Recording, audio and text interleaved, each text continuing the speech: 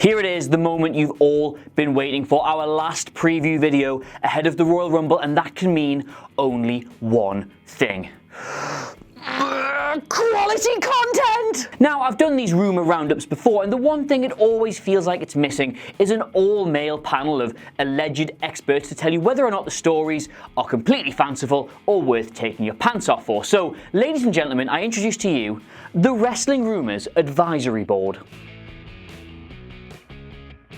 So here we are then, mere hours before everyone's favourite pay-per-view, and there's all manner of buzz about dramatic returns, surprise debutants, and shock results. It's all in here, quite frankly, so without further ado, I'm Adam from What Culture Wrestling, and these are all the last-minute Royal Rumble rumours you need to know.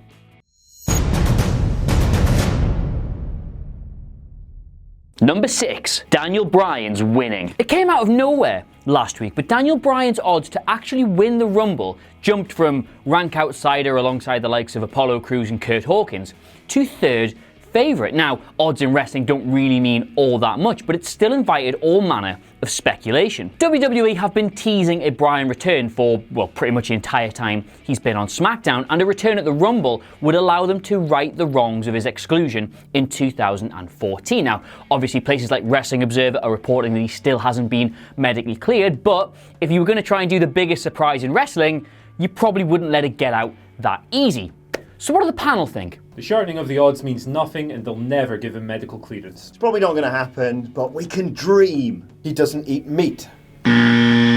Number 5, Stephanie McMahon is in the Women's Rumble. Oh, you have to hand it to the McMahons, don't you? Nobody on earth can boil piss quite like they can. And the news that Stephanie McMahon would be on commentary during the Women's Rumble has wound the internet up no end. The only way that's going to get any worse is if, as is being reported by, of all places, Sky Sports News, she actually enters the Rumble from the commentary desk a la Michael Cole in 2012. You would have to be, bear in mind, out of your fucking tree to put that past her. On the one hand, they might still be short on numbers, and the lateness of the announcement might simply be that somebody they thought they could get, they now can't. But surely, even WWE must realise what an unpopular decision that would be. So, let's see what the panel think. She's already going to spoil it by being on commentary. Surely that's enough. Please, God, no. I have children to live for. Number 4, the 2 out of 3 falls match is moving to the pre-show. The Enzo Amore news means that the Cruiserweight match that was scheduled for the pre-show now isn't. Now that's probably for the best given how long the show was going to be, but it does mean that something is getting relegated to the kickoff spot. Now they can't move the title match, obviously, or the 2 Rumbles, double obviously, which leaves them with just the 2 tag team matches, and historically, it's usually SmackDown that makes way for Raw. As such, the smart money is now on us seeing the Usos versus Gable and Benjamin on the pre-show instead, but that would probably have been the better match of the 2, so let's put it to the panel. They just don't care about the SmackDown tag division. Yep, the Usos. It's an Usos match. Number 3, EC3. One from the Daily Mirror now, and as an aside, big up all my boys in the UK press for getting in on that sweet, sweet keyword dollar. After being spotted at the Performance Centre and being pulled from an indie show on the same night, rumour has it that EC3 will be making a debut or a return or whatever. The former TNA star who, true story, bought shots for the entire bar the one time I went drinking with him, has been a rumoured signing for WWE for some time now, and the speculation is that'll be at the Rumble. There is some confusion about when his current TNA contract would actually allow him to do this, but let's face it, that's never really stopped WWE in the past. So, to the panel. He's ready for the main roster, but NXT seems likelier. It makes so much more sense if he debuted on NXT. He's going to have to get used to these words eventually. Number 2, Bobby Lashley. Another former TNA champion who's allegedly on his way to WWE is the massive Bobby Lashley, who would be making a first return to the company since leaving to pursue an MMA career. Now, this one is quite tricky because the reports state that WWE are very, very keen to do this, but at the same time, they're also a lot more precise on when Lashley's contract ends.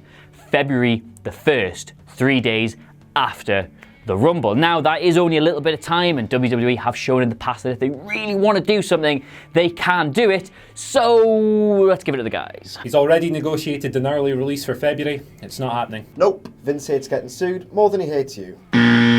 Number 1, Ronda Rousey. Ah, yes, here we are, the Rumble's most persistent whisper, the one that simply refuses to go away, the jewels of Rumours. Ronda Rousey will finally be making her WWE debut in the women's division's biggest ever match. Everywhere has reported that it's definitely happening, and everywhere has reported that it's definitely not. Basically, nobody knows. Adding fuel to this fire is Rousey's own admission to a random, totally not creepy TMZ reporter with a phone that she's going to be in Colombia at the time and wouldn't be able to make it. You see, she's doing this film that she's got quite a small part in and has nearly finished anyway and is only 2 hours away from the show, and how convincing. Now, I'm starting to get a lot less hot on this idea despite really wanting it to happen, but 2 years ago AJ Styles literally looked me in the eyes and said he had no plans on the night of the Rumble, so who the knows? How long is the flight from Colombia to Philadelphia? But she said she's not going to be there. Asuka is Japanese. There you have it then, all the news that is very tentatively fit to print. Will they, won't they, or in the case of Stephanie McMahon, how could they? As ever, don't forget to like, share and subscribe, and please do join us on Sunday night for the Royal Rumble livestream. Until then, I've been Adam from WhatCulture.com, and I'll see you soon.